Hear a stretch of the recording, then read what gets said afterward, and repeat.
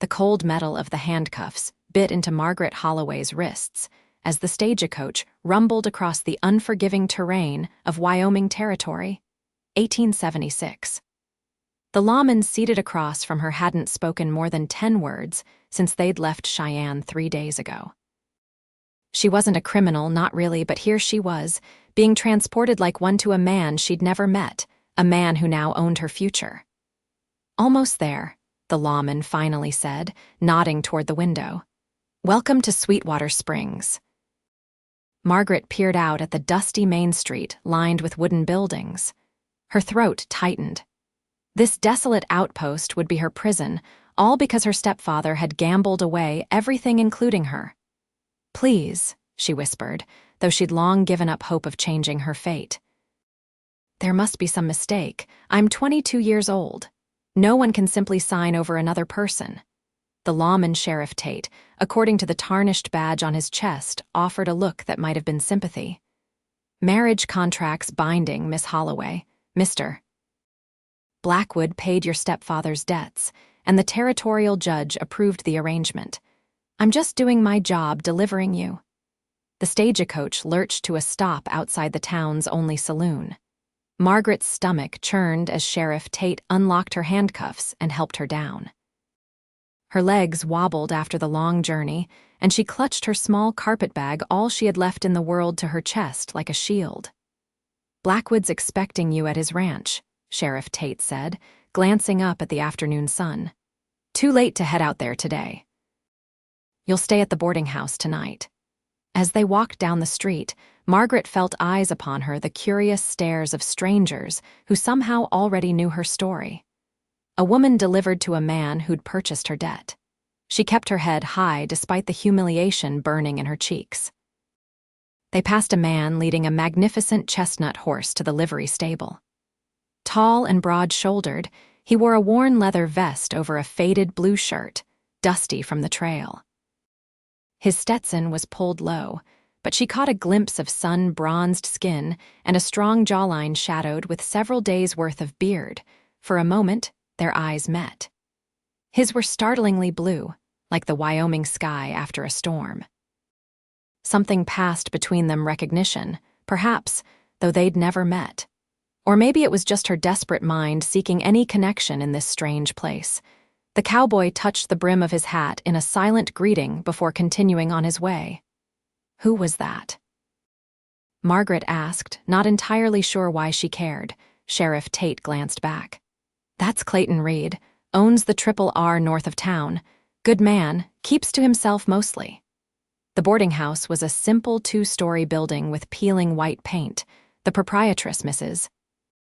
Benson, was a plump woman with sharp eyes that took in Margaret's travel-worn appearance with undisguised curiosity. "This is Miss Holloway," Sheriff Tate explained. "She's to marry Mr. Blackwood tomorrow, needs a room for the night." "Blackwood?" Mrs. Benson's eyebrows shot up. Well, well. "I heard he was bringing in a bride." She gave Margaret an assessing look that made her feel like livestock at auction. "I'll be back in the morning to escort you to the ranch," Sheriff Tate said, tipping his hat before leaving. Mrs. Benson showed Margaret to a small but clean room. "Supper's at 6, she said before closing the door, leaving Margaret alone with her thoughts.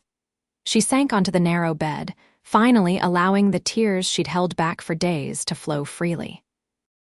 She'd had a life in Cheyenne, not much of one after her mother died and left her at the mercy of her gambling stepfather, but it had been hers. She'd been teaching at the schoolhouse, saving what little she could, dreaming of someday having enough to travel east and make a fresh start. Now she was property, traded to settle a debt. Margaret wiped her tears and opened her carpetbag. Among her few possessions was a folded newspaper article about this territory, which she'd read countless times during the journey. The page mentioned the name Blackwood several times. Horace Blackwood, a cattle baron known for his ruthlessness in business dealings. The article described how he'd expanded his empire by absorbing the lands of farmers and smaller ranchers who couldn't weather the harsh winters or cattle market downturns. A knock at the door startled her. Mrs. Benson stood there with a basin of water and a towel. Thought you might want to freshen up before supper, she said, her tone softened somewhat. Must have been a long journey. Thank you, Margaret said, accepting the basin gratefully. Mrs. Benson lingered in the doorway.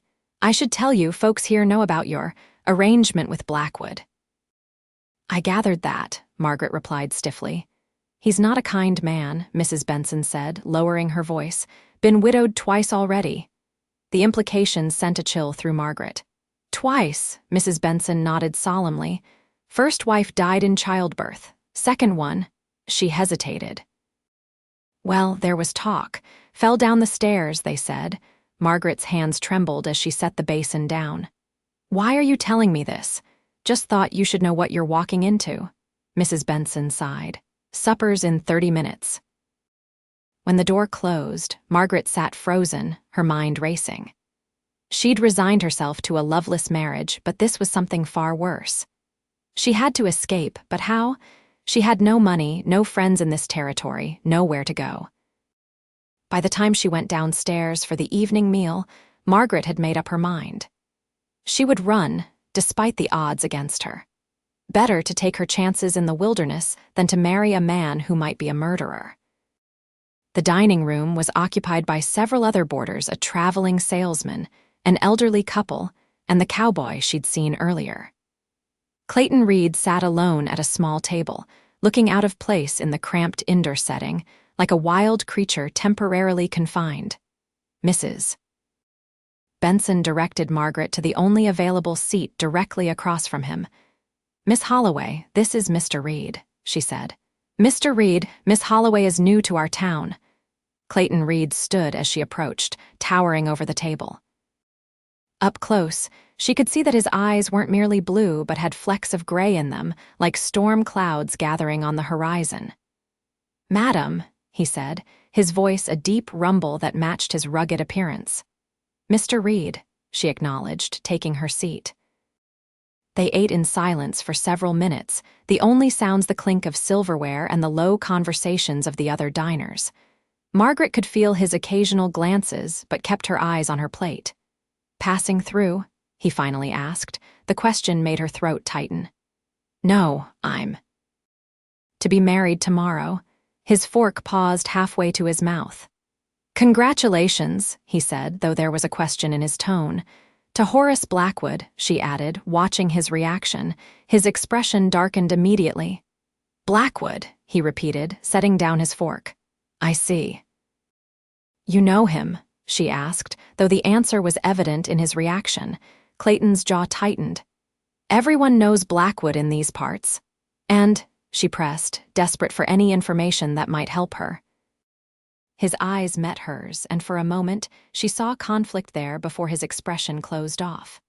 It's not my place to speak on another man's character, Miss Holloway. Margaret leaned forward, lowering her voice. Please, Mr. Reed, I'm a stranger here with no one to advise me, I've heard. Concerning things. Clayton studied her for a long moment, then glanced around to ensure no one was listening. Blackwood's not known for his gentle nature, he said carefully. He gets what he wants, by whatever means necessary, that's all I can say.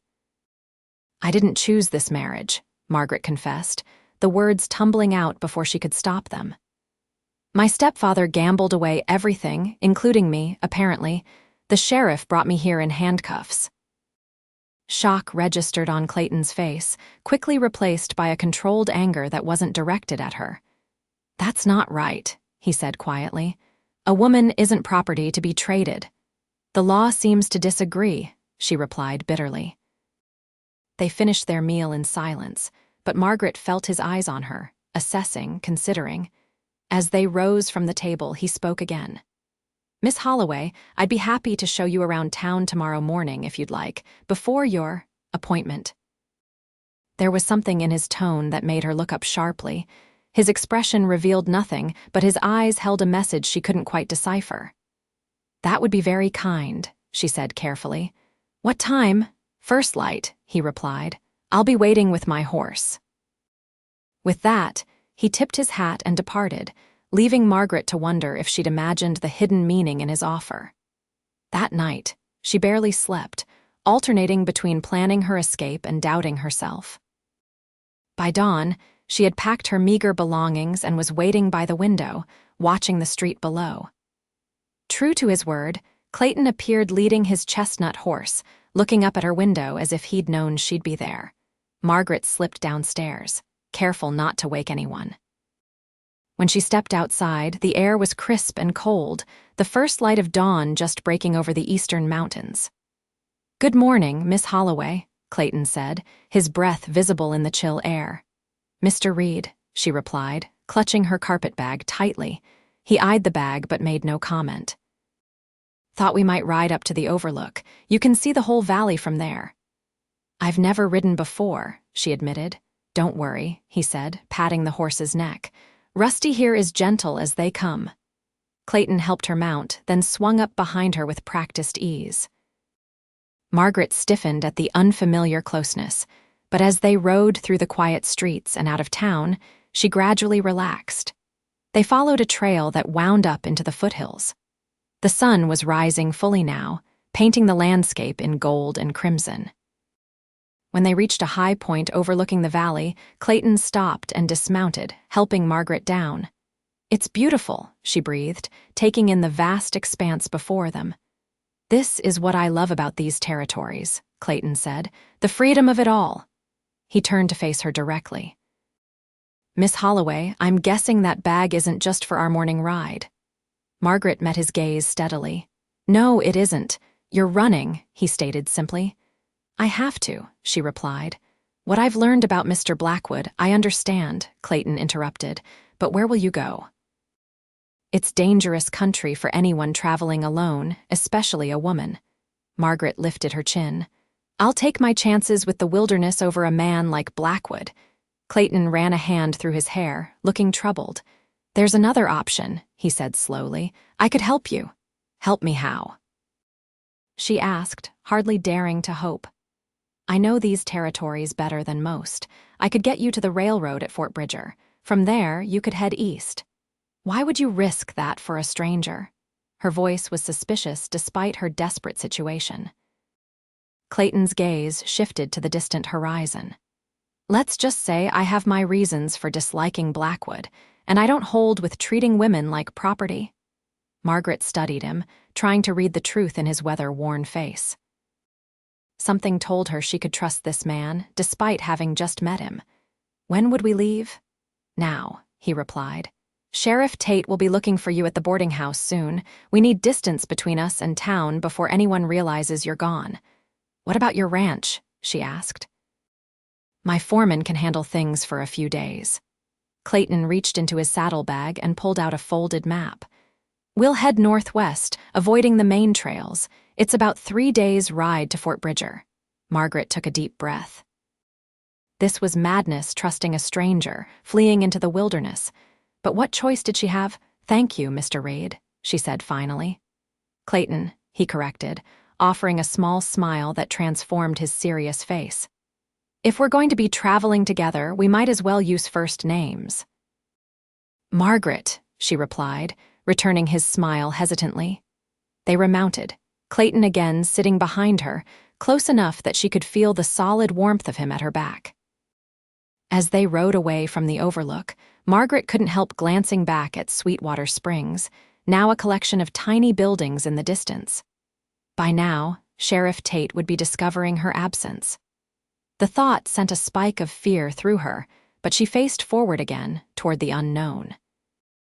They rode hard through the morning, keeping to less traveled paths through forests and across meadows. Clayton was clearly familiar with the terrain, navigating confidently even where there seemed to be no trail at all. By midday, they stopped at a small creek to rest the horse and eat some of the provisions Clayton had packed. "How far do you think we've come?" Margaret asked, stretching her aching legs. Riding was more exhausting than she'd anticipated. "About 20 miles, Clayton replied, filling a canteen from the creek. "Not bad, but Blackwood won't give up easily once he realizes what's happened." "You seem to know him well," she observed. A shadow crossed Clayton's face. "We have history." "What kind of history?" she pressed. Clayton was silent for a moment, staring at the rippling water. "My family had a small spread that bordered his land. When my father died, Blackwood tried to force my mother to sell. When she refused, accidents started happening. Cattle found dead, fences cut, our well mysteriously contaminated. Margaret's hand flew to her mouth. That's terrible. My mother held out as long as she could, but eventually she had no choice. Blackwood got the land for a fraction of its worth. His voice hardened. She died 6 months later. Doctors said it was her heart, but I know it was a broken spirit. I'm so sorry, Margaret said softly. It was a long time ago, Clayton replied, though his eyes said otherwise. I worked ranches across 3 territories, saving every penny until I could buy my own place. The Triple R isn't as big as Blackwood's empire, but it's mine, free and clear. He looked at her directly. That's why I couldn't stand by and watch you be handed over to him like a piece of property. The honesty in his voice touched something deep within Margaret. Here was a man who understood what it meant to lose everything, to have to rebuild from nothing. What was your life like before? He asked, changing the subject. In Cheyenne, Margaret told him about teaching at the small schoolhouse, about losing her mother and being left with a stepfather who saw her as nothing more than a burden and ultimately, a commodity to trade. I always wanted to go east, she confessed. Maybe to Boston or Philadelphia. I've read about the women's colleges there. You'd make a fine scholar, Clayton said with a genuine smile. You certainly have the determination for it. They continued their journey through the afternoon, the terrain gradually becoming more rugged. Clayton pointed out landmarks and shared stories about the land and its people, both settlers and the native tribes. Margaret found herself fascinated by his knowledge and the evident respect he had for the territory. As dusk approached, Clayton led them to a sheltered ravine with a small cave-like overhang that would provide protection for the night. We can't risk a large fire, he explained as he gathered kindling, but we can manage a small one for warmth. He efficiently set up a camp, tending to Rusty before preparing a simple meal of jerky, hardtack, and coffee. Margaret watched him work, impressed by his competence and self-sufficiency. You make this look easy, she commented. Clayton chuckled. Years of practice. A man alone in these territories learns to fend for himself or he doesn't last long. Are you always alone? She asked, then immediately regretted the personal question. I'm sorry, that's none of my business. It's fine, he assured her. And yes, mostly. The ranch keeps me busy. There's not much time for socializing. They ate in companionable silence as darkness fell completely, the only light coming from their small fire and the canopy of stars above. Margaret had never seen so many stars in Cheyenne. The town lights had obscured all but the brightest. They're beautiful, she said, gazing upward. Clayton followed her gaze. That's one thing I never tire of this sky, makes a man feel small, but in a good way. How so? She asked, genuinely curious. He considered for a moment. It reminds me that my troubles are just a tiny part of something much bigger, puts things in perspective. Margaret found herself studying his profile in the firelight, the strong line of his jaw, the thoughtful set of his mouth. There was a quiet dignity about Clayton Reed that drew her to him, despite the circumstances of their meeting. We should get some rest, he said eventually. Dawn comes early, and we've got a long ride ahead tomorrow. He offered her his bedroll, insisting she take it while he made do with his saddle and blanket. As exhausted as she was from the day's journey, Margaret found sleep elusive. Every sound in the darkness made her imagine Sheriff Tate or Blackwood's men closing in on them. Margaret. Clayton's voice came softly from across the dying fire. Are you awake? Yes, she whispered back. Try not to worry, we've covered our tracks well. What if they catch us? She asked, voicing her deepest fear. There was a pause before he answered. I won't let Blackwood take you, he said simply, his voice carrying a weight of promise that somehow comforted her more than elaborate reassurances would have. With that thought, she finally drifted into sleep. Morning came with a fine mist that shrouded the landscape, providing them with additional cover as they set out. Margaret's muscles protested after yesterday's ride, but she said nothing of her discomfort. They had more pressing concerns than her aching body. By mid-morning, the mist had burned away, revealing a vast prairie stretching before them. They were making good time, Clayton assured her, though she noticed him scanning the horizon frequently, watching for signs of pursuit. "There's a trading post about 10 miles ahead," he told her as they paused to rest the horse. "Run by an old mountain man named Jacobson. We can resupply there and get news of any search parties." "Is it safe?" Margaret asked. "Jacobson's no friend to Blackwood," Clayton replied. "He'll help us if he can." They reached the trading post shortly after noon, a crude log structure with a corral attached, situated where a small creek crossed the prairie. An old man with a flowing white beard emerged as they approached, a shotgun held casually in his gnarled hands. "That you, Raid?" he called. "It's me, Jacobson," Clayton answered, dismounting and helping Margaret down. The old man's roomy eyes took in Margaret's city clothes and Clayton's alert posture. "Seems you might be in some trouble," he observed shrewdly. Clayton nodded. "We could use supplies and information." Inside the trading post, while Margaret selected a few practical items to replace her unsuitable city clothes, Clayton and Jacobson spoke in low tones. She caught fragments of their conversation mentions of Blackwood, riders heading north, a sizable reward offered. When they emerged, Clayton's expression was grim. "Blackwood's got men searching all the main routes," he told her. "We'll need to take an even more roundabout path." "How much longer will that add to our journey?" Margaret asked, now dressed in a simple shirt, trousers, and boots that would make riding easier. "At least a day, maybe 2, Clayton admitted. "But Jacobson's given us good directions through the high country. There are places up there where even Blackwood's men won't think to look." They departed the trading post with fresh supplies and renewed urgency. The path Clayton chose now led them toward a line of distant mountains, their peaks still capped with snow despite the summer season. "Have you been this way before?" Margaret asked as they rode. "Once or twice," Clayton replied. "It's rough country but beautiful, and isolated exactly what we need right now."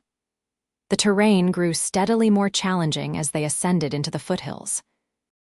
By late afternoon, they were following a narrow game trail that wound through dense pine forest. The air was cooler here, fragrant with the scent of evergreens. They made camp that night in a small clearing beside a tumbling mountain stream. After tending to Rusty, Clayton built a more substantial fire than he'd allowed the previous night, explaining that they were now far enough from the main trails to risk it. As they ate a hot meal of beans and salt pork, Margaret found herself studying Clayton's hands, strong and capable, marked with the calluses and small scars that told the story of a life of physical labor. They were hands that had built something from nothing, that knew how to survive in this harsh but beautiful country. "Why did you really help me?" she asked suddenly. "Is it just because of your history with Blackwood?" Clayton looked up, surprised by the direct question. He seemed to consider his answer carefully. "That was part of it," he acknowledged, "but not all." He poked at the fire with a stick, sending sparks spiraling upward. "When I saw you in town yesterday, there was something in your eyes, pride despite your circumstances, determination. It reminded me of my mother." He paused, gathering his thoughts. "And there was something else too, something I can't quite explain. It just seemed wrong that someone like you should be traded like cattle to a man like Blackwood."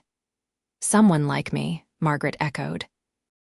Clayton's eyes met hers across the fire, and the intensity in them made her breath catch. Someone with fire in them, someone who deserves the chance to choose their own path. The simple honesty of his words touched Margaret deeply.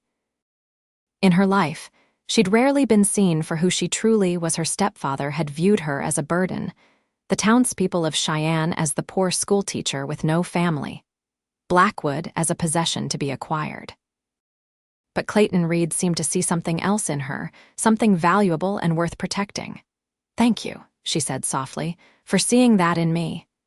Their gazes held for a long moment before Clayton looked away, clearing his throat. "We should get some rest. Tomorrow will be challenging." The next day proved him right. The trail grew steeper and more treacherous as they climbed higher into the mountains. In places, it was so narrow that Clayton had to dismount and lead Rusty carefully along ledges where a misstep could mean disaster. By midday, they'd reached a high alpine meadow carpeted with wildflowers in a riot of colors. Margaret gasped at the beauty of it, momentarily forgetting the danger that pursued them. "It's like a painting," she said as Clayton helped her down from the horse. "Most folks never see this part of the territory," he replied, smiling at her wonder. "Too hard to reach." They led Rusty to a small pond to drink while they shared a meal of jerky and hardtack. The sun was warm, but the air had the crisp clarity that came with altitude. "How much farther to Fort Bridger?" Margaret asked. "If we keep up this pace, we should reach it late tomorrow," Clayton said. "From there, you can catch the eastbound train the following morning." The reminder of their imminent parting cast a shadow over Margaret's mood.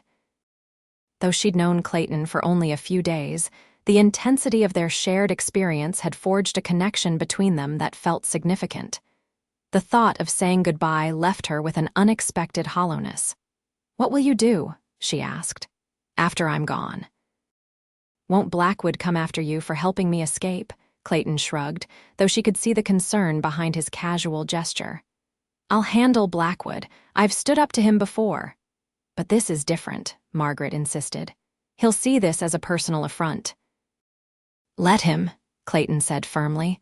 "Some things are worth standing up for, whatever the cost."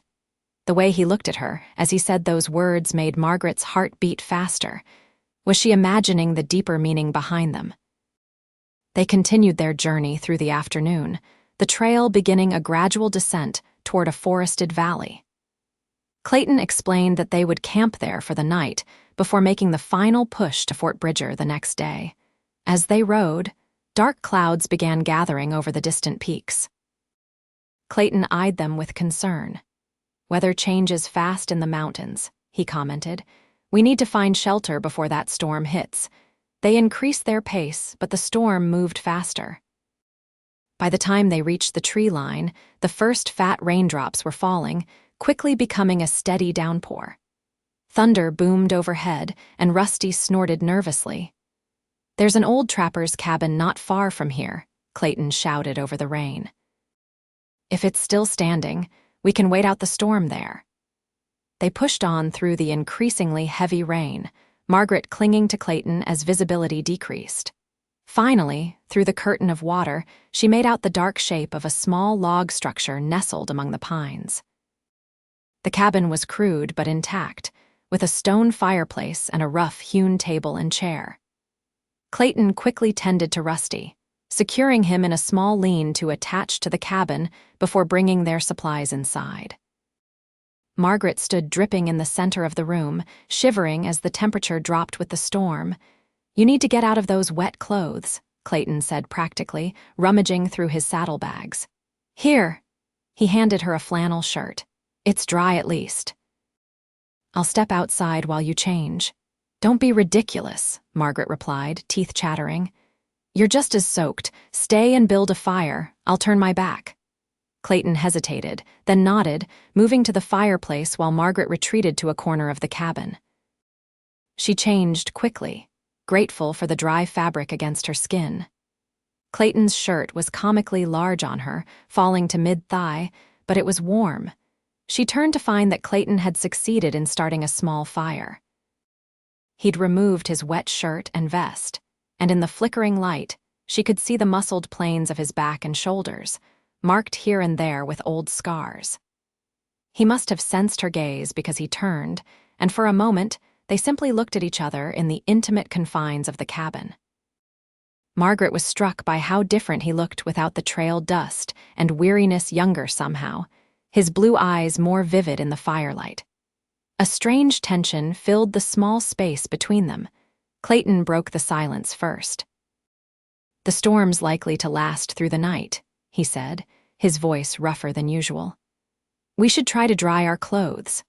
They hung their wet garments near the fire, then settled on opposite sides of the hearth with the last of their provisions between them. Outside, The storm raged, rain lashing against the small window and thunder cracking overhead. "I've never seen weather like this," Margaret commented, drawing her knees up under the oversized shirt. "Mountain storms are something else," Clayton agreed. "Like the mountains themselves, powerful, unpredictable." "Have you lived in the territories your whole life?" she asked, realizing how little she knew about him beyond the story of his family's ranch. Clayton nodded. "Born in Colorado Territory. My father came west after the war, the big one, between the states. He was from Virginia originally, but couldn't go back after fighting for the Union. And your mother?" A soft smile touched his lips. "She was a schoolteacher from Pennsylvania who came west on a teaching contract. Met my father when her stagecoach was attacked by road agents. He happened to be riding by and drove them off." "That's quite romantic," Margaret said, smiling at the image. "I suppose it was," Clayton agreed. "They built the ranch together from nothing. My mother always said the hardships were worth it because they were facing them together." A shadow passed over his face. That's why losing the ranch broke her heart. It wasn't just land to her, it was the life they'd built. "Is that why you became a rancher too? To honor them?" Clayton considered this. "Partly, but also because I love the land itself. There's something about watching the seasons change across the open range, seeing new calves in the spring, knowing you're building something that will last." His passion was evident in his voice, and Margaret found herself drawn to it, to the vision of a life rooted in something real and tangible. "What about you?" he asked. "Why teaching?" Margaret smiled, thinking of her small classroom in Cheyenne. "I love seeing the moment when a child understands something new, that light in their eyes. And books were my escape growing up. I wanted to share that with others." "You miss it," Clayton observed. "Yes," she admitted, "but I'm not sure I can go back to that life now." "What will you do in the East?" he asked. The question gave Margaret pause. She'd been so focused on escaping Blackwood that she hadn't thought much beyond reaching safety. "I'm not entirely sure," she confessed. "Find work, perhaps, save enough to attend college someday." "You'd make a fine student," Clayton said. "You have a curious mind." "How would you know that?" she asked, surprised by his assessment. He smiled. "You haven't stopped asking questions since we met, about the land, the wildlife, the people. You pay attention to everything around you." Margaret felt warmth spread through her that had nothing to do with the fire. It was strange to be seen so clearly by someone she'd known for such a short time. Outside, the storm continued to rage, but inside the cabin, a different kind of energy was building. Margaret was acutely aware of Clayton's presence across from her, the way the firelight played across his features, the strength evident in his bare shoulders, the gentleness in his eyes when they met hers. "Clayton," she began, unsure what she wanted to say. "You should get some rest," he interrupted softly. "We have a long ride tomorrow." He moved to the far side of the cabin, giving her space near the fire. Margaret watched as he settled himself against the wall, drawing a blanket around his shoulders. "Good night, Margaret," he said, his voice low. "Good night," she replied, lying down near the hearth. Despite her exhaustion, sleep eluded her. She was too conscious of Clayton's presence across the room, of the storm surrounding them, of the strange intimacy of their situation. When she finally did drift off, her dreams were a confused jumble of pursuing riders, mountain storms, and Clayton's blue eyes looking at her with an intensity that made her heart race. She woke to stillness and the soft gray light of dawn filtering through the cabin's small window. The storm had passed, leaving a hushed quality to the morning. Clayton was already up, rekindling the fire. "Sleep well?" he asked, looking up as she stirred. "Well enough," she replied, running a hand through her tangled hair. "The storm moved on eastward," he said. "But it's left the trails muddy. We'll need to be careful on the descent." Their clothes had dried overnight, and Margaret changed back into her own garments, returning Clayton's shirt with a murmured thanks. There was a strange awkwardness between them this morning, as if the intimacy of the night before had created a new awareness that neither quite knew how to navigate. They ate a quick breakfast, and packed their supplies. Outside, the forest was transformed by the storm leaves, and pine needles glistened with raindrops, and the air had the fresh, clean scent that follows heavy rain. The descent from the mountains proved challenging as Clayton had predicted. In places, the trail had washed out completely, forcing them to find alternative routes. Progress was slower than they'd hoped, and by midday, it was clear they wouldn't reach Fort Bridger until the following morning. "We'll have to make camp once more," Clayton said as they paused to rest Rusty. "There's a good spot about 2 hours ahead, near a creek." Margaret nodded, trying to ignore the small flutter of relief at the news. One more night before they reached their destination. One more night before she would say goodbye to Clayton Reed and continue her journey alone. As they rode through the afternoon, the terrain gradually transitioned from dense forest to more open country. They were leaving the high mountains behind, descending into the rolling foothills that would eventually give way to the flatter lands around Fort Bridger. They made camp as planned near a small creek, the routine now familiar. Clayton cared for Rusty while Margaret gathered firewood. They worked together to prepare a meal, moving around each other with an easy coordination that belied their short acquaintance. As they sat by the fire after eating, Margaret found herself memorizing details of Clayton, the way he absent-mindedly pushed his hair back from his forehead, the small scar at the corner of his right eyebrow, the gentle handling that belied his strength. "We should reach Fort Bridger by mid-morning tomorrow," he said, interrupting her thoughts. "The eastbound train comes through around noon." "Yes," Margaret replied, unable to keep a note of sadness from her voice. Clayton looked at her across the fire. "Are you having second thoughts about going east?" "No," she said quickly, then more honestly. "I don't know. It's been my dream for so long, but now." "Now," he prompted when she didn't continue. Margaret looked away, unable to put into words the confusion she felt. How could she explain that in just 3 days, her certainty about her path had been shaken? That the territories she'd been so eager to escape now held someone that made her hesitate? "It's a big decision," Clayton said when she remained silent. "Leaving everything familiar behind." "That's just it," Margaret replied, meeting his gaze again. "Nothing is familiar anymore. My life in Cheyenne is gone. I have no family, no connections in the East. I'm starting over either way." Clayton was quiet for a long moment, poking at the fire with a stick. "There are opportunities here in the territories, too," he said finally. "For someone with your education and determination." "Like what?" she asked, her heart beating faster at what seemed to be hiding beneath his words. He shrugged, still not looking at her. "Sweetwater Springs could use a proper teacher. The settlement's growing. There are families moving in who'd welcome schooling for their children." "Sweetwater Springs," Margaret repeated. "But Blackwood doesn't own the town," Clayton interrupted, a hard edge entering his voice. "And I'd make sure he never bothered you." The implication hung in the air between them. Clayton was offering her protection, a place near him, though he stopped short of saying it directly. "Is that the only reason you'd want me to stay?" Margaret asked boldly, her pulse pounding in her ears. "To teach." Now Clayton did look at her, his blue eyes reflecting the firelight. "No," he said simply, "it's not." The honesty of that single word took Margaret's breath away. She saw in his face a struggle similar to her own caution warring with something deeper, something that had grown between them over these few intense days. "Clayton," she began, but whatever she might have said was cut short by the distant sound of voices. Clayton was on his feet instantly, his hand going to the rifle propped nearby.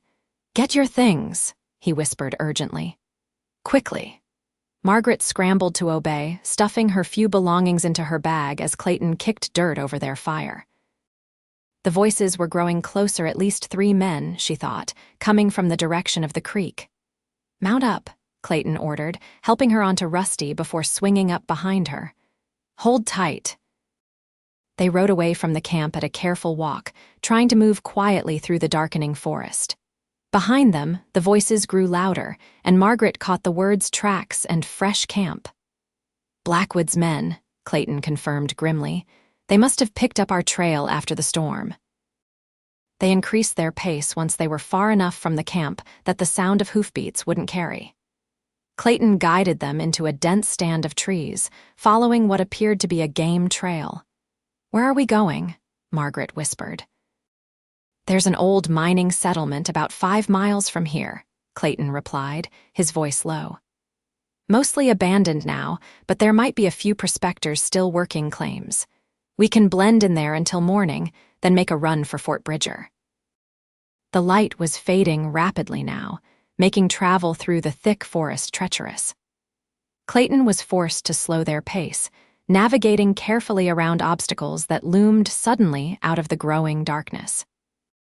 Behind them, Margaret heard the unmistakable sound of pursuit horses moving at a trot, men calling to each other. Their hunters had found their abandoned camp and were following their trail. "They're gaining on us," she said, fear tightening her throat. "We're almost there," Clayton assured her, though she could hear the tension in his voice. The trees thinned suddenly, and they emerged into a small clearing dotted with ramshackle cabins and abandoned mining equipment. Most of the structures were dark, but from one, a faint light glowed through a grimy window. Clayton headed directly for this cabin, dismounting quickly and helping Margaret down. He tied Rusty to a hitching post and approached the door, knocking firmly. After a moment, it creaked open to reveal an elderly man with a grizzled beard and suspicious eyes. A shotgun was held loosely in his hands. "What do you want?" he demanded. "Shelter for the night," Clayton replied. "We can pay." The old miner's eyes flicked from Clayton to Margaret, then passed them to where Rusty stood. "Trouble following you?" "Could be," Clayton admitted. "We'd be obliged if you'd taken our horse. Make it look like he belongs to you." The miner considered this, then nodded curtly. $2 for the night. Horse goes in the lean to round back." Clayton handed over the money and quickly led Rusty behind the cabin. When he returned, the miner had ushered Margaret inside and was stoking a small fire in the stone hearth. "Name's Munson," he said by way of introduction. "Don't get many visitors these days." "I'm Clayton Reed. This is Margaret Holloway. We appreciate your hospitality." Munson grunted, eyeing them speculatively. "Running from the law?" "No," Margaret said quickly. "Just from a man who thinks he owns me." Something like understanding flickered in the old miner's rheumy eyes. "Huh. Well, you can have that corner for the night. I'll keep watch." He settled himself in a chair near the window, shotgun across his knees. Clayton and Margaret retreated to the indicated corner, spreading their bedrolls on the rough wooden floor. "Do you think they'll find us here?" Margaret whispered once Munson appeared to be dozing. "Hard to say," Clayton replied. "They were following our trail, but in the dark, they might miss the turn to the settlement." They sat side by side against the wall, shoulders touching, listening to the night sounds, the crackle of the fire, Munson's occasional snores, the wind rustling through the trees outside. Every distant noise made Margaret tense, imagining Blackwood's men surrounding the cabin. "Try to get some sleep," Clayton said softly. "I'll keep watch." "I'm not sure I can sleep," she admitted. Clayton's hand found hers in the darkness, his fingers warm and strong as they intertwined with her own. "Whatever happens," he said, "I won't let Blackwood take you. I promise you that." The quiet conviction in his voice steadied her. Margaret leaned her head against his shoulder, drawing comfort from his solid presence beside her. Despite her fear, exhaustion eventually pulled her into sleep. She woke to Clayton gently shaking her shoulder. Gray dawn light filtered through the cabin's dirty windows. "We need to move," he whispered. Munson spotted riders at the edge of the settlement. Margaret's heart raced as she quickly gathered her things. Munson was at the window, peering out cautiously. "3 of them," he reported, "going cabin to cabin." "Is there another way out?" Clayton asked. Munson nodded. "Back door leads to an old mine tunnel, comes out about 1/2 mile away, near the creek." "What about Rusty?" Margaret asked. "I'll bring your horse around later if I can," Munson said. "Otherwise, he'll be here waiting when it's safe to return." Clayton clasped the old miner's hand. "We're in your debt," Munson shrugged. "Never did like bullies. Now get going." He led them to a crude door at the back of the cabin that opened onto a dark tunnel shored up with timber supports. Handing Clayton a small lantern, he pointed down the passageway. "Stay to the right where it forks. Left tunnel's flooded. You'll come out near a big cottonwood tree by the creek." With quick thanks, they entered the tunnel, Clayton leading the way with the lantern held high. The passage was narrow and low in places, forcing them to duck their heads. The air was damp and heavy with the scent of earth and old timber.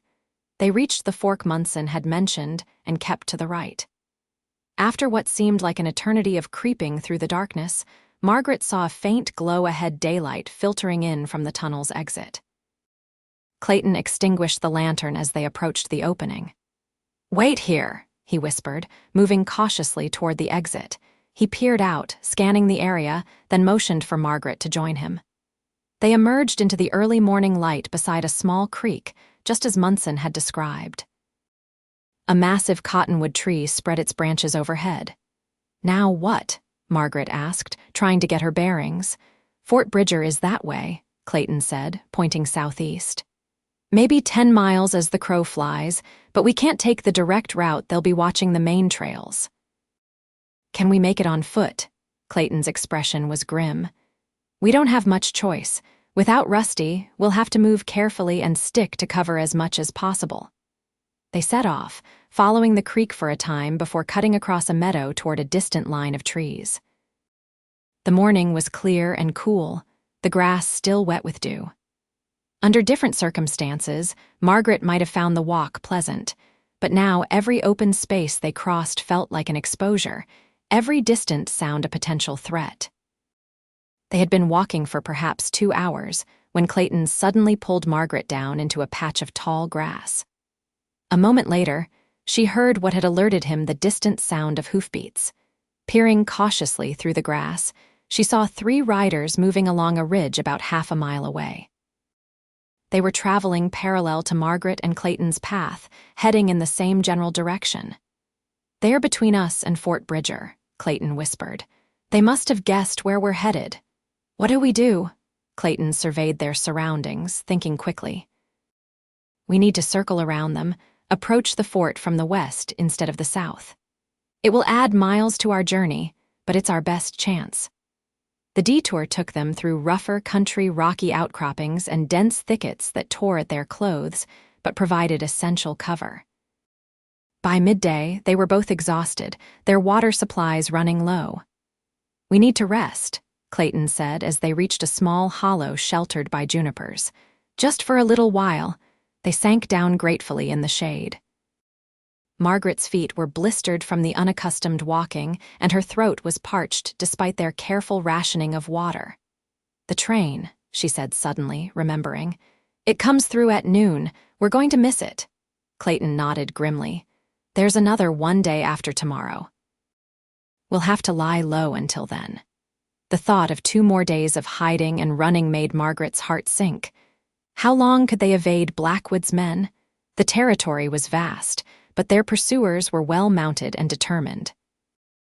As if reading her thoughts, Clayton reached over to take her hand. "We'll make it," he said firmly. "I didn't bring you this far to fail now." His touch and the certainty in his voice restored some of Margaret's flagging courage. She squeezed his hand in return, drawing strength from the connection between them. They rested for an hour before continuing their circuitous journey toward Fort Bridger. The afternoon stretched on, the sun beating down mercilessly as they traversed increasingly arid terrain. By late afternoon, they had reached a vantage point from which they could see the fort in the distance, a collection of buildings nestled in a valley perhaps 3 miles away. "We'll wait until dusk to approach," Clayton decided. "Less chance of being spotted." As they waited for the sun to sink lower, Margaret found herself studying Clayton's profile. The past days had changed something fundamental between them. She'd come to rely on his strength, his knowledge, his steadfast presence. The thought of boarding a train tomorrow and leaving him behind filled her with a deep, aching sadness. "Clayton," she said softly, "I need to thank you for everything you've done." He turned to look at her, his blue eyes serious in his sun-bronzed face. "You don't need to thank me." "Yes, I do," she insisted. "You risked everything to help a stranger." "You're not a stranger anymore, Margaret," he said, his voice low and intent. "Not to me." The words hung between them, loaded with meaning. Margaret felt her heart beating rapidly in her chest as Clayton's gaze held hers. "When we reach Fort Bridger," he continued carefully, "you'll have a choice to make. The eastbound train or—" He hesitated. "Or," she prompted, hardly daring to breathe. "Or you could come back with me," he finished. "To the Triple R. It's not much compared to what you might find in the East, but it's a good life. Honest work." And he swallowed visibly. "I think we could build something together if you wanted to." Margaret stared at him, stunned by the offer. "Are you asking me to marry you, Clayton Reed?" A smile touched his lips, transforming his serious face. "I reckon I am, though I'd planned to do it a bit more properly, with a ring and on one knee, not hiding from pursuers in the dirt." Margaret laughed softly, joy bubbling up unexpectedly through her exhaustion and fear. "It seems fitting, somehow. Nothing about our meeting has been conventional." Clayton reached out to touch her cheek gently. "I know it's fast. I know we've only had a few days, but I've never felt about anyone the way I feel about you, Margaret Holloway. Your courage, your spirit, your determination, they humble me. I'd be honored to build a life with you if you'll have me." Margaret covered his hand with her own, holding it against her cheek. "A week ago, I would have said a person couldn't possibly know their heart in such a short time. But now—" "Now," he echoed, hope evident in his voice. "Now I know differently," she finished. "These past days have shown me more about you than years of ordinary acquaintance could have. I've seen your honor, your kindness, your strength." Clayton's eyes never left hers as she spoke. "Is that a yes?" he asked, his voice rough with emotion. "It's a yes," Margaret whispered. "Yes, I'll come back with you. Yes, I'll marry you." The joy that blazed in Clayton's face at her words was something Margaret knew she would remember for the rest of her life. He drew her to him gently, one hand cradling the back of her head as his lips met hers in a kiss that held both tenderness and promise. When they finally broke apart, the sun was setting, painting the landscape in gold and crimson. Clayton stood, helping Margaret to her feet, their hands remaining clasped together. "We should move now while we have the cover of dusk," he said, though he seemed reluctant to end the moment. "Lead the way," Margaret replied, newfound determination in her voice. Now they weren't just running from something, they were running toward a future together. They made their way carefully down toward Fort Bridger as the light faded. The settlement was larger than Margaret had expected, a collection of buildings surrounding the original trading post and military structures. Lights glowed from windows, and the sounds of evening activities drifted toward them on the cooling air. "There's an old friend here who'll help us," Clayton said as they approached the outskirts. "A widow named Mrs. Sullivan who runs a boarding house. Her husband served with my father during the war." They skirted the main road, keeping to shadows as they made their way to a modest two-story building set slightly apart from the others. A sign reading, "Sullivan's Boarding House," hung beside the door. Mrs. Sullivan proved to be a formidable woman in her 60s with sharp eyes and a no-nonsense manner. She recognized Clayton immediately, ushering them inside with minimal questions. "You look like you've been through the wars," she commented, taking in their trail-worn appearance. "Both of you need food and rest before you tell me what kind of trouble you're in." Over a hearty meal of stew and fresh bread, Clayton explained their situation. Mrs. Sullivan listened intently, her expression hardening at the mention of Blackwood. "That man's reputation reaches even here," she said grimly. "You were right to run, girl. We need a place to stay until the day after tomorrow," Clayton explained. "Then Margaret can catch the eastbound train." Mrs. Sullivan's shrewd eyes moved between them. "Is that still the plan?" "Because the way you two look at each other tells a different story." Margaret felt a blush rise to her cheeks as Clayton cleared his throat. "Actually, madam, there's been a change of plans. Margaret has agreed to become my wife. A smile transformed Mrs. Sullivan's stern face. "Well, now. That's something worth celebrating." She rose from the table. "You'll stay here until it's safe to travel. I've got a back room where you won't be seen from the street." As she showed them to the promised room, Mrs. Sullivan added, "If you're serious about marriage, Judge Parker is here in town for circuit court. He could perform the ceremony before you leave." The possibility hung in the air between them after Mrs. Sullivan departed. Margaret sat on the edge of the narrow bed, suddenly shy despite everything they'd been through together. "We could wait," Clayton said, reading her hesitation. "There's no rush once we're safely back at the ranch." Margaret considered this, then shook her head. "No, I think Mrs. Sullivan is right. If we're married before we leave Fort Bridger, Blackwood would have no legal claim on me at all, even if he caught up to us." "Is that the only reason?" Clayton asked, a hint of teasing in his voice as he sat beside her. Margaret smiled, leaning against his shoulder. "No," she admitted. "It's not the only reason. I've spent too much of my life waiting for the right moment to begin living. I don't want to wait anymore." Clayton's arm circled her waist, drawing her closer. "Tomorrow, then, we can ask Mrs. Sullivan to find the judge." "Tomorrow," Margaret agreed, turning her face up to his for a kiss that sealed their decision. That night, they slept in separate rooms, Margaret in the back room, Clayton on a pallet in Mrs. Sullivan's kitchen.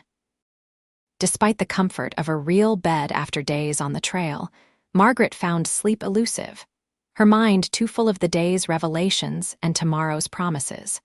Morning brought renewed anxiety as Mrs. Sullivan reported seeing strangers asking questions in town, men matching the description of Blackwood's hired guns. They were going door to door, showing a crude sketch of Margaret. "They've not come here yet, but it's likely just a matter of time," Mrs. Sullivan warned.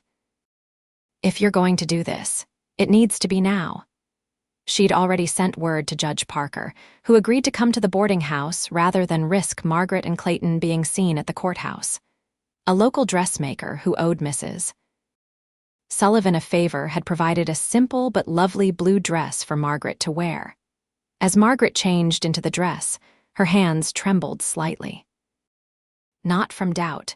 She was certain of her decision to marry Clayton, but from the lingering fear of Blackwood's pursuit and the whirlwind nature of the past week.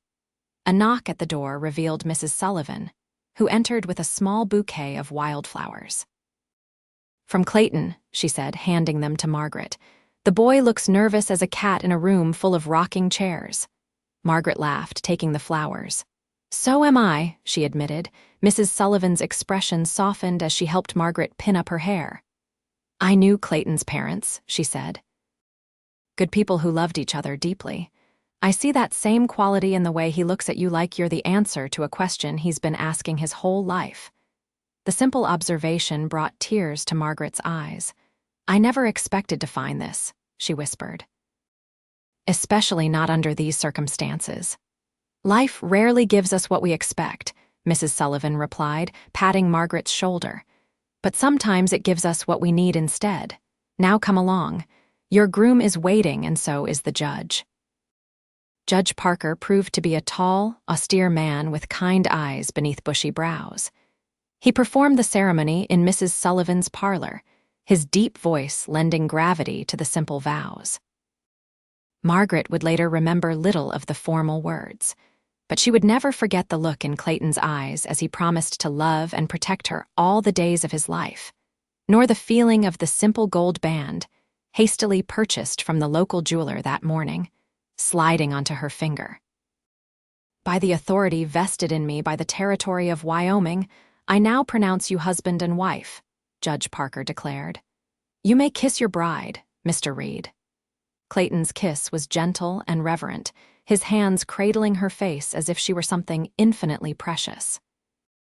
When they parted, Margaret saw in his eyes the same wonder she felt that in the midst of danger and uncertainty, they had found each other.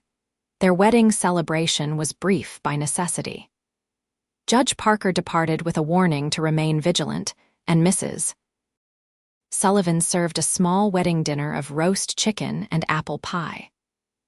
Throughout the meal, Margaret was acutely aware of Clayton beside her, of the gold band on her finger, of the newness of being Margaret Reed instead of Margaret Holloway. As dusk approached, a commotion in the street drew them to the window. A group of riders was making its way down the main road, at least 6 men, with one in the lead whom Margaret recognized with a chill of fear. "Blackwood," she whispered, shrinking back from the glass.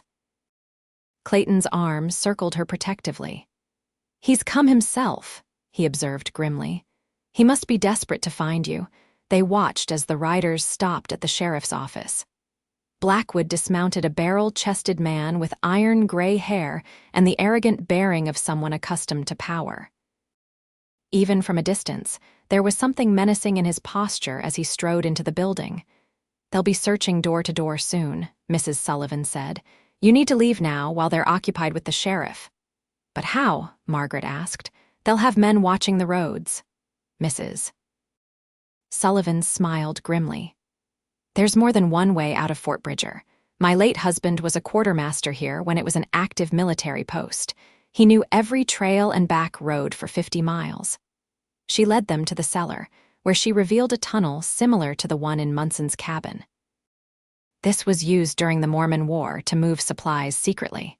It comes out near the old parade ground where the livery stable is now. To Margaret's astonishment, Mrs. Sullivan had already arranged for horses to be waiting for them 2 sturdy mounts with saddlebags containing provisions for several days' journey. "The livery owner is no friend to Blackwood," she explained. "He'll tell anyone who asks that the horses were stolen." Clayton embraced the older woman gratefully. "I don't know how to thank you." "Live a good life together," Mrs. Sullivan replied, her voice thick with emotion. "That's thanks enough." With final hugs and whispered goodbyes, Margaret and Clayton entered the tunnel, a lantern lighting their way.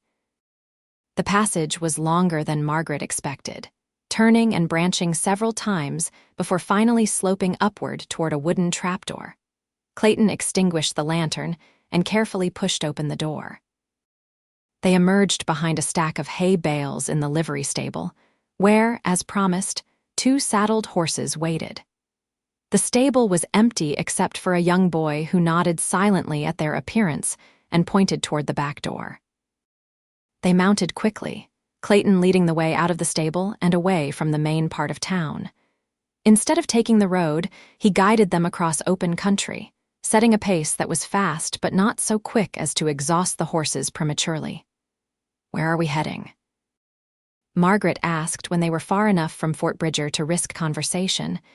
"There's an old trapper's route through the mountains," Clayton replied. "It's longer than the main trail back to Sweetwater Springs, but less traveled. We can be home in 5 days if we're careful." Home. The word sent a thrill through Margaret. The Triple R would be her home now they're home together. They rode through the night, stopping only when necessary to rest the horses. By dawn, they had put significant distance between themselves and Fort Bridger, though Clayton remained vigilant, frequently scanning their back trail for signs of pursuit. As the sun rose, they found a secluded spot near a small stream to make a cold camp. They couldn't risk a fire, but Mrs. Sullivan had packed bread, cheese, and dried meat that required no cooking. After eating, Clayton spread a blanket in the shade of a cottonwood tree. "You should rest," he told Margaret. "I'll keep watch." Exhaustion overcame Margaret's anxiety, and she fell asleep almost immediately. When she woke, the sun was high overhead, and Clayton was sitting beside her, his back against the tree trunk, rifle across his knees. "Any sign of them?" she asked, sitting up. "Nothing," he replied. "I think we've got a good lead." They continued their journey through the afternoon and into the evening, making their way steadily northward through increasingly familiar territory. To Margaret's surprise, she found herself recognizing landmarks from their outward journey, the distinctive rock formation that Clayton had pointed out, the meadow carpeted with wildflowers where they'd rested. That night, they made camp in a sheltered ravine. Clayton judged it safe enough to risk a small fire, and they enjoyed the luxury of hot coffee and a warm meal. Sitting beside her husband, the word still new and wonderful in Margaret's mind, she felt a sense of peace despite the circumstances that had brought them here. "What are you thinking?" Clayton asked, noticing her contemplative expression. "That I never expected any of this," she admitted. "A week ago, I was being transported in handcuffs to marry a man I'd never met. Now I'm a married woman riding across the wilderness with a different man entirely." Clayton smiled, reaching for her hand. "Do you regret it, marrying a rough cowboy instead of going east to pursue your dreams?" Margaret shook her head firmly. "Not for a moment. The East was a dream born of desperation and escape from a life I didn't choose." "This," she squeezed his hand, "this is a choice I made freely. The first real choice that's been mine in a very long time." Clayton brought her hand to his lips, kissing it gently. "When we get home, you'll have many choices. The triple R will be yours as much as mine." "Including the choice to start a school?" Margaret asked. "You mentioned Sweetwater Springs needed a teacher." "Especially that," Clayton confirmed. "There are at least a dozen children in the area who would benefit from your teaching. We can convert the old bunkhouse. It's not being used now that I've built the new one for the hands." The casual way he included her in his plans for the future warmed Margaret's heart. This was what marriage should be, a partnership of equals, each bringing their strengths to build something together. That night, as they lay together beneath the stars, Margaret nestled in the protective circle of Clayton's arms. She offered a silent prayer of gratitude for the strange twist of fate that had brought her to the territories and into the path of this good man. The next 3 days passed in a similar pattern, riding from dawn until dusk, making careful camps, always watching for signs of pursuit. To Margaret's relief, they saw no indication that Blackwood's men had found their trail. By the 4th day, Clayton was confident enough to rejoin the main trail, which would allow them to reach the Triple R by nightfall. "Are you nervous?" he asked as they rode side by side through familiar country. "About seeing the ranch for the first time?" Margaret considered the question. "A little," she admitted. "It's strange to be going to a home I've never seen before." "It's not grand," Clayton warned. "Nothing like what you might have had in the East. The main house is solid but simple, 4 rooms with a good stone fireplace. There's the barn, the bunkhouse, and corrals." "It sounds perfect," Margaret said sincerely. After days on the trail, any home with walls and a roof would seem luxurious, but it was more than that. This was the place Clayton had built with his own hands, the dream he had worked toward for years. That made it precious to her already. Late in the afternoon, they crested a rise and Clayton reined in his horse. "There it is," he said, pointing to the valley below. "The Triple R." Margaret followed his gesture and saw a collection of buildings nestled against the backdrop of distant mountains. A creek ran through the property, its course marked by a line of cottonwoods. Cattle grazed in the lush meadows, and smoke rose from the chimney of what must be the main house. "It's beautiful," she breathed, meaning it. The setting was magnificent, the ranch itself a testament to Clayton's hard work and vision. Clayton's face showed his pride and pleasure at her reaction. "Welcome home, Mrs. Reed," he said softly. They rode down into the valley as the sun began to set, painting the landscape in gold and amber. A man emerged from the barn as they approached, tall and lanky with graying hair. "That's Frank Miller, my foreman," Clayton explained. "He's been with me since I started the ranch." Frank's weathered face broke into a broad grin as he recognized Clayton. "Boss." Was starting to wonder if you'd been waylaid by road agents. His curious gaze moved to Margaret. "And who might this be?" Clayton dismounted, helping Margaret down beside him. "Frank, I'd like you to meet my wife, Margaret Reed." Frank's eyebrows shot up in astonishment. "Wife? Well, I'll be." He recovered quickly, removing his hat. "Madam, it's a pleasure, and a surprise, I don't mind saying." "For all of us," Margaret replied with a smile, taking his offered hand. As they led the horses toward the barn, a woman emerged from the main house, plump and motherly with gray streaked dark hair. "And that's Mrs. Garcia," Clayton said. "She comes in from town 3 times a week to cook and clean. Best tamales in the territory. Mrs." Garcia's reaction to Margaret's presence was similar to Frank's initial shock, followed by warm welcome. "The house is clean, thank the Lord," she declared. "Though if I'd known you were bringing home a bride, I'd have done more." "It was rather sudden," Clayton explained, his arm around Margaret's waist. "The best things often are," Mrs. Garcia replied with a knowing smile. "Come inside. You both look exhausted and supper is almost ready." The main house was just as Clayton had described, simple but solid, with clean lines and sturdy furniture. The main room combined kitchen and living areas, with a massive stone fireplace along one wall. A corridor led to what Margaret assumed were the bedrooms and perhaps a washroom. "It's not much," Clayton said, watching her take it all in. "It's wonderful," Margaret assured him, meaning every word. After the tumult of the past weeks, the ranch house felt like a sanctuary, a place where they could finally breathe freely. Mrs. Garcia insisted on serving them a proper supper despite the late hour, a hearty stew with fresh bread and apple pie for dessert. As they ate, Clayton filled Frank in on the events of the past week, including the confrontation with Blackwood. "He won't give up easily," Frank warned. "A man like that doesn't take kindly to being crossed." "I know," Clayton acknowledged. "We'll need to be vigilant for a while, double the guards on the herd, watch for strangers." "The men will stand with you," Frank assured him. "Every one of them has reason to dislike Blackwood. He's pushed out too many small ranchers over the years." After supper, Mrs. Garcia departed for her own home in town, promising to return in the morning with supplies for a proper welcome feast for the new Mrs. Reed.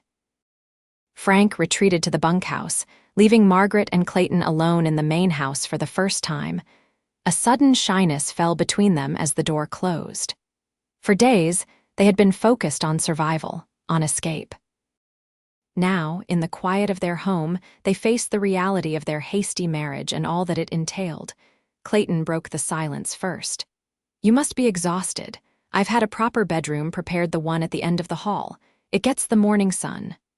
Margaret smiled at his thoughtfulness. "Thank you. There's a washroom, too," he added. "Mrs. Garcia keeps a copper tub there. I'm sure you'd like to wash away the trail dust." "That sounds wonderful," Margaret admitted, suddenly acutely aware of how disheveled she must look after days of hard travel. Clayton showed her to the bedroom, a pleasant space with a large bed covered in a colorful quilt, a pine dresser, and curtains at the windows. The washroom next door held the promised copper tub, which Clayton filled with water heated on the kitchen stove. "I'll leave you to it," he said, his eyes meeting hers briefly before he retreated, closing the door behind him. Alone for the first time in days, Margaret sank gratefully into the warm water, allowing it to soothe her tired muscles and wash away the dust of their journey.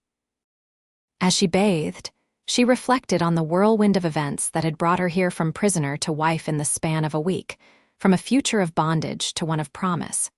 When she emerged from the washroom, wrapped in a robe Mrs.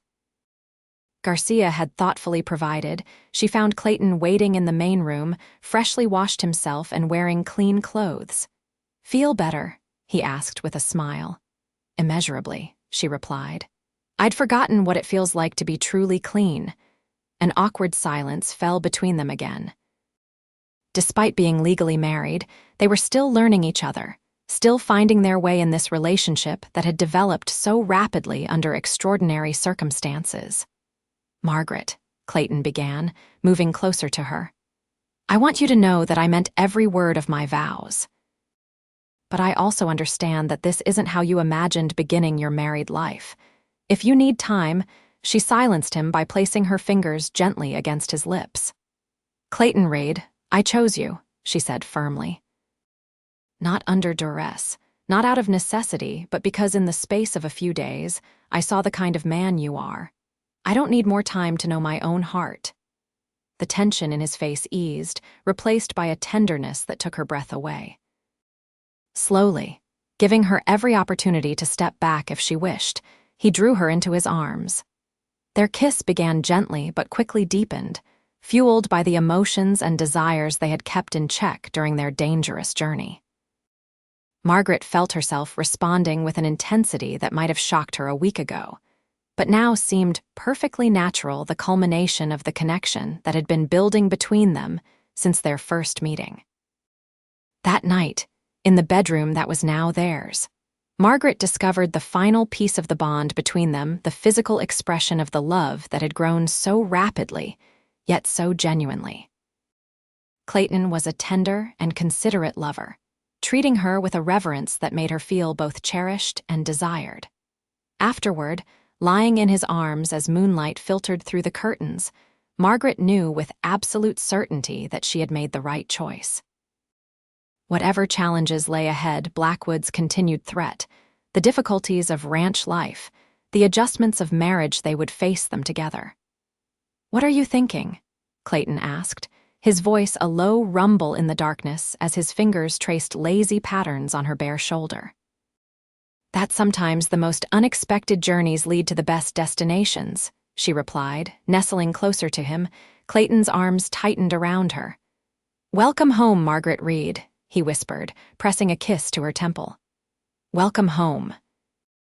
In the months that followed, Margaret and Clayton built a life together at the Triple R that exceeded both their expectations. True to his word, Clayton helped Margaret convert the old bunkhouse into a schoolhouse, and by autumn, she was teaching 12 children from the surrounding ranches and farms. The work gave her the purpose she had always sought, while still allowing her to be a full partner in the ranch operations. Blackwood made one attempt to reclaim what he saw as his property, sending men to the Triple R with demands that Margaret be handed over. They were met by Clayton, Frank, and every hand on the ranch, all armed and standing firm. The confrontation ended without violence, but the message was clear: Margaret Reed was where she belonged, protected by those who respected her choices. A year to the day after their hasty wedding in Fort Bridger, Clayton and Margaret stood together on the porch of their home, watching the sunset paint the valley in gold and crimson. Clayton's arm circled her waist, his hand resting protectively over the gentle swell of her belly where their first child grew. "Any regrets?" he asked, echoing the question he had asked on their first night at the ranch. Margaret turned in his embrace to face him, her hands framing his beloved face. "Only that it took a desperate situation to bring me to you," she replied. "But then, I think we were always meant to find each other, one way or another." Clayton's smile held all the love and promise that had sustained them through the challenges of their first year together. "I believe you're right, Mrs. Reed," he said, drawing her close for a kiss that still held the power to make her heart race. "Some things are simply meant to be." As darkness fell over the Triple R, Margaret Reed, once property to be traded, now beloved wife, teacher, and soon-to-be mother, sent up a silent prayer of gratitude for the journey that had brought her home.